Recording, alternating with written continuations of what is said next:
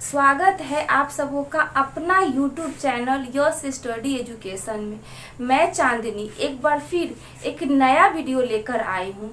ये वीडियो विशेष रूप से उस अभ्यर्थियों के लिए है जो कोई भी कंपटीशन फेस कर रहे हैं, या तो वो सीटेड हो या बीटेड हो या फिर CHS हो, नवोदय हो या BHU हो। ये सभी अभ्यर्थियों के लिए बहुत ही महत्वपूर्ण है, जिसका नाम है समास।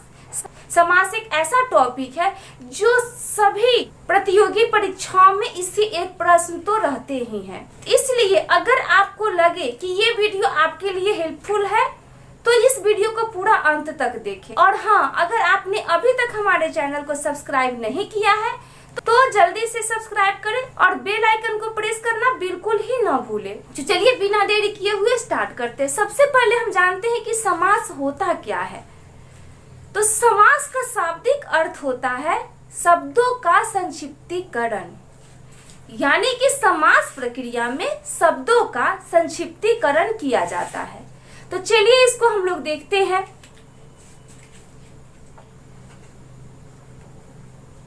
सम जोड़ आस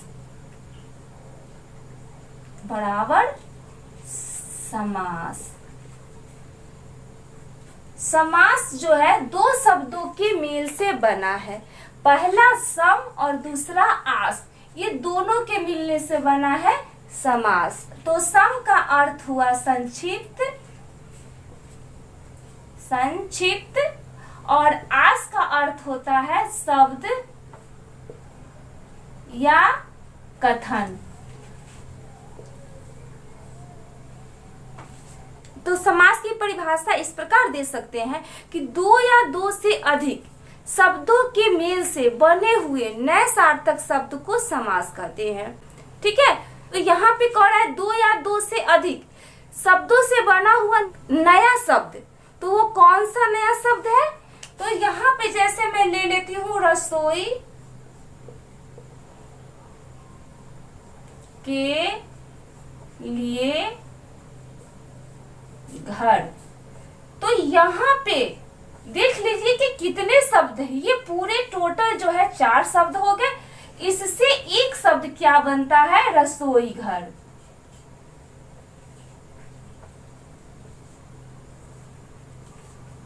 या फिर हम समास की परिभाषा दूसरे प्रकार से भी दे सकते हैं कि दो या दो से अधिक शब्दों को अपने विभक्ति या प्रत्ययों को छोड़कर आपस में मिल जाना ही समास कहलाता है।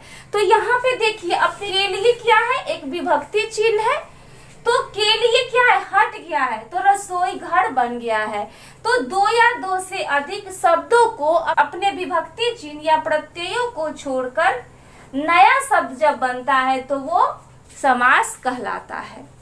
समास में दो चीज बहुत ही इंपॉर्टेंट होती है। ये एक समस्त पद या समासिक पद, और दूसरा होता है समास विग्रह। तो देखिए, ये पहला होता है समस्त पद या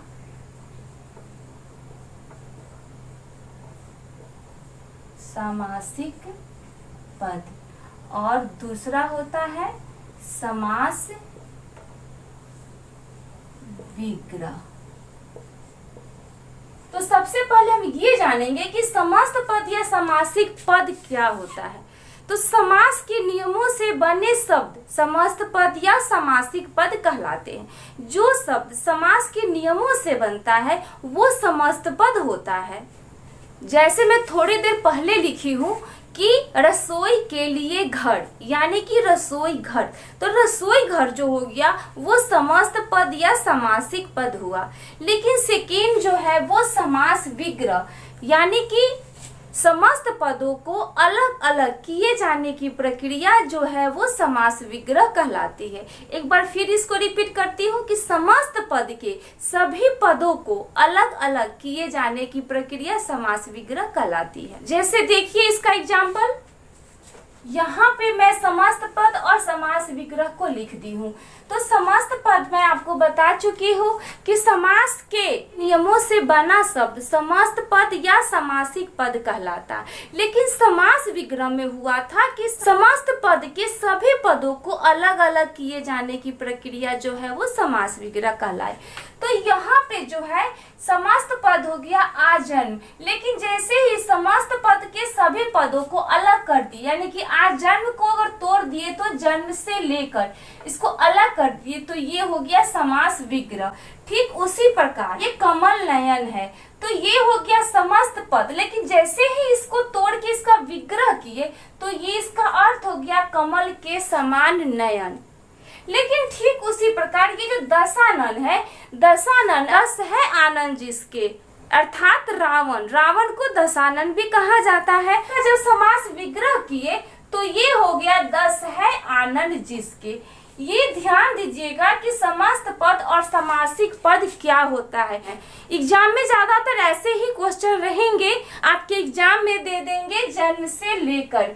ये क्या है, समस्त पद है, समासिक पद है, या और भी कुछ ऑप्शन में आपके दे सकते हैं। तो यहाँ पे जन्म से लेकर क्या हो गया, ये समास विग्रह हो गया। ठीक उसी प्रकार जो समस्त पद या समासिक पद है वो भी आपको एग्जाम में दे देंगे। इसमें आप कंफ्यूज नहीं कीजिएगा और इसको आप सही तरीके से इसको समझ लीजिए। अब हम आगे आते हैं। समास रचना में प्रायः दो पद होते हैं, एक पूर्व पद होता है और दूसरा उत्तर पद होता है। समास रचना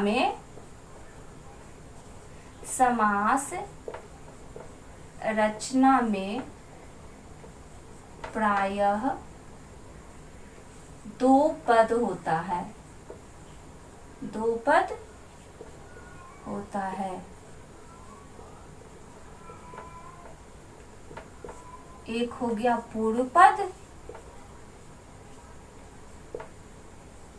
और दूसरा हो गया उत्तर पद। अब देखिए इसको उदाहरण के द्वारा हम समझाते हैं। जैसे यहाँ हम लिखे प्रतिदिन, अगर इसको हम तोड़ेंगे तो ये होगा प्रति जोड़ दिन। तो ये जो पहला जो शब्द है ये हो गया पूर्व पद और जो दूसरा शब्द हो गया ये हो गया उत्तर पद। तो इसको भी ध्यान दीजिएगा कि समास रचना में प्रायः दो पद होते हैं, एक पूर्व पद होता है और दूसरा उत्तर पद होता है। पहले वाले जो शब्द होते हैं वो पूर्व पद कहलाते हैं और दूसरे को उत्तर पद कहा जाता है। समास प्रक्रिया में पदों के बीच की विभक्तियां लुप्त हो जाती है। इसको भी देख लीजिए कि समास प्रक्रिया में पदों के बीच की विभक्तियां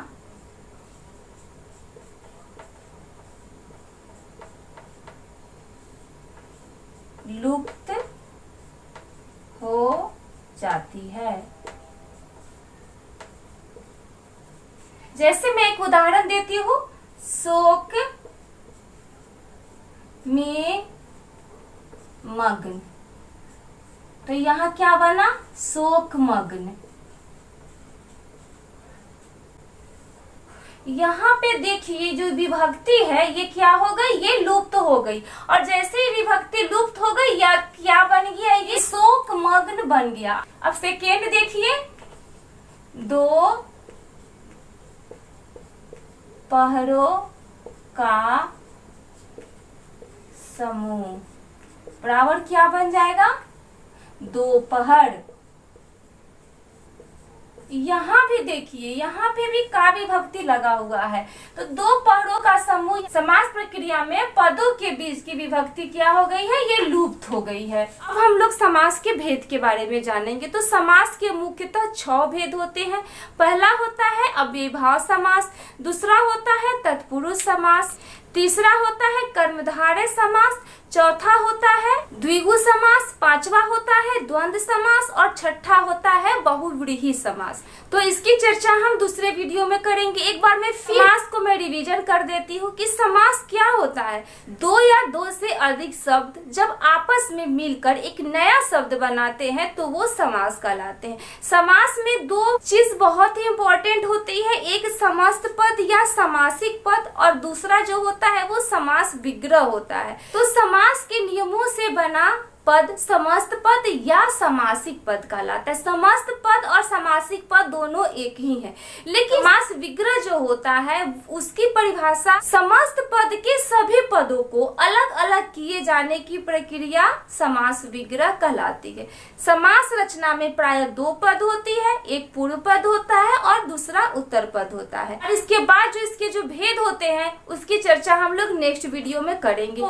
अगर आप लोगों को हमारा वीडियो अच्छा लगा हो तो लाइक, शेयर और कमेंट करना बिल्कुल ही न भूले। धन्यवाद।